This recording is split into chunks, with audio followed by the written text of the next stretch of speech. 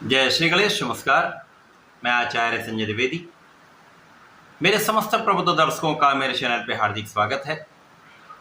प्रिय दर्शकों, आज मैं मकर राशि का अगस्त माह का मासिक राशिफल लेकर आपके सम्मुख उपस्थित हूँ। अगस्त माह में मकर राशि के लिए किस प्रकार की स्थितियाँ बन रही हैं, जो ग्रहों के परिवर्तन होंगे या ग्रहों की जो स्थितियाँ इस समय हैं उनका किस प्रकार का प्रभाव प्राप्त करने वाले हैं, किन भावों से आपको लाभ मिलेगा अथवा कहीं पर कोई समस्या या अवरोध है तो उसका क्या निराकरण, संपूर्ण विश्लेषण मैं पूर्ण तर्क के साथ करने जा। प्रिय दर्शकों, इस राशिफल को आप अपने लग्न तथा राशि दोनों के अनुसार देख सकते हैं।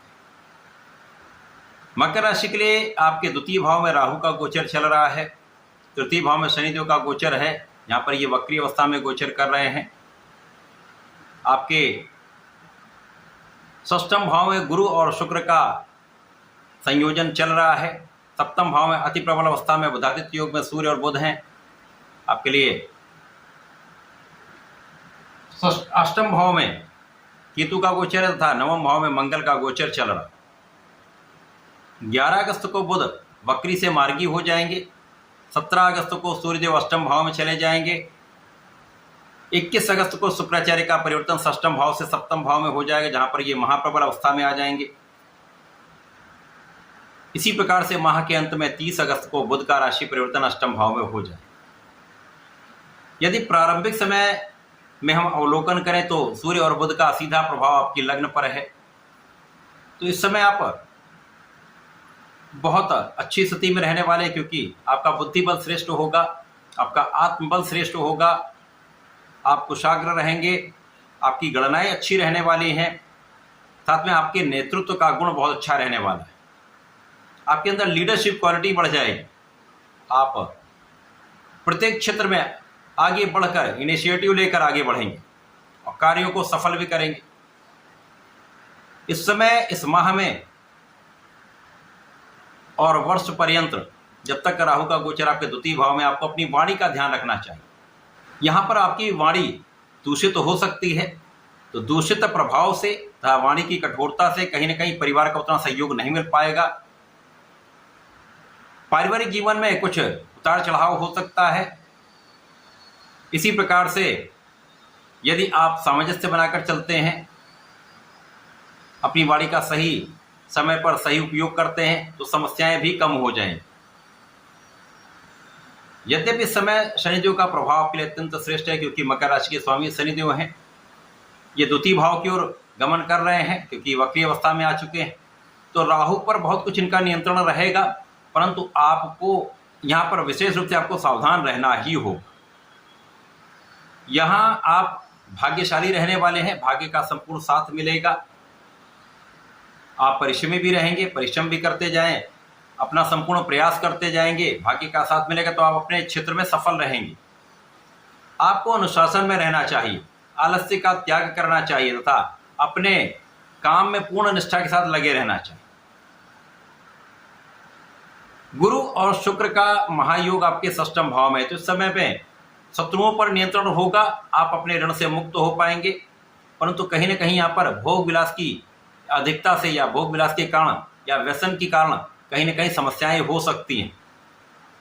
विशेष रूप से स्त्री वर्ग से आपको सावधान रहना चाहिए तथा उनका सम्मान करें तथा किसी प्रकार के विवाद में पड़ने से आप बचें। इस समय में कार्यक्षेत्र आपका अच्छा रहने वाला, कार्यक्षेत्र में कोई बड़ी समस्याएं नहीं आएंगी। कार्यक्षेत्र में केवल अपना काम आप निष्ठा के साथ सही समय पर पूर्ण करें। अब यहाँ पर शुक्राचार्य भी कारक होकर षष्ठम भाव में है, तो कुछ मौसम के रोगों की संभावना होती, कुछ दर्द की संभावना होती, कुछ बिना कारण से अनावश्यक विवाद की संभावना भी रहती है, क्योंकि बीच बीच में कुछ न कुछ शत्रु बनेंगे, परंतु उनका पराभव भी होगा। किसी प्रकार की कानूनी समस्याओं में आप विजयी रहने वाले। धन का भाव प्रबल रहने वाला, धन के भाव में किसी प्रकार की समस्या नहीं, परंतु यहाँ पर धन का संचय एक समस्या हो सकती है, अतः धन के संचय पर आपको ध्यान देना हो। मंगल वर्तमान समय में आपके नवम भाव में गोचर कर रहे हैं, बुध की राशि में गोचर कर रहे हैं। और बुध यहाँ पर बहुत अच्छी स्थिति में है, तो भाग्य का साथ तो मिल ही रहा है। यहाँ पर आप धार्मिक भी रहेंगे तथा देश विदेश से आपकी यात्राओं से आपको लाभ भी मिलेगा। देश विदेश से संबंधित होकर आपको अच्छा लाभ मिलेगा तथा आपके सुख साधनों में वृद्धि का संपूर्ण योग बन रहा है। इस समय में भूमि भवन वाहन का योग बन रहा है। भूमि भवन वाहन से लाभ का तथा भूमि भवन वाहन के उपभोग का संपूर्ण योग प्राप्त हो रहा है। इस समय में आपके माता पिता का आशीर्वाद प्राप्त होता है तथा उनके भी सुखों में वृद्धि का एक संपूर्ण योग बन रहा है। अब जब बुध वक्री होकर अष्टम भाव की ओर गमन करना प्रारंभ करेंगे, साथ ही साथ 17 अगस्त को सूर्यदेव अष्टम भाव में चले जाएंगे। यहाँ पर इनकी स्वयं की राशि है। यद्यपि सूर्य को कोई त्रिक दोष नहीं है, तो यहाँ पर कुछ शारीरिक समस्याएं आपकी दूर अवश्य होंगी, परंतु कुछ छोटी मोटी समस्याएं हो सकती हैं। अपने भोजन पर आपको नियंत्रण रखना चाहिए, सात्विक भोजन करना चाहिए, किसी प्रकार के एडिक्शन से आपको बचना चाहिए तथा इस समय में अपनी वाणी को संयमित करके परिवार के बीच सहयोग से चलना चाहिए। पिता के साथ सहयोग करना चाहिए, पिता का आशीर्वाद लेना चाहिए तथा पिता के बताए हुए मार्ग पर आपको चलना चाहिए। इस समय भाग्य का उतना साथ आपको नहीं मिल पाएगा, तो यहाँ पर आपको अपने कार्य में, अपने प्रोफेशन में, अपने व्यापार में पूर्ण परिश्रम करना चाहिए, पूर्ण रूप से प्रयास करते रहना चाहिए और धैर्य रखना चाहिए। जब शुक्राचार्य सप्तम भाव में आएंगे तो यहाँ पर बुध और शुक्र का महायोग प्राप्त होगा, महालक्ष्मी योग बन जाएगा। तो धन की निरंतरता आपको प्राप्त हो जाए, धन का एक अच्छा लाभ आपको प्राप्त होगा। किसी प्रकार से यहाँ पर डरने की आवश्यकता नहीं। धन, ऐश्वर्य, वैभव, सुख संपदा का योग बन रहा है। इसी के साथ साथ आपके व्यक्तित्व में भी पहले से अधिक प्रभाव आ जाएगा, व्यक्तित्व आपका आकर्षक हो जाएगा। आप लोगों के बीच में विशेष रूप से प्रभावशाली रहने वाले हैं तथा वाणी का विशेष प्रभाव यहाँ पर आपको मिलने वाला है। वाणी केवल तभी आप जब असंयमित होंगे, जब आप क्रोधित होंगे, किसी विवाद में होंगे, तो आपकी वाणी के कारण विवाद भी होगा। लेकिन जब आप संयमित रूप से चलेंगे तो वाणी से आपको लाभ भी होगा।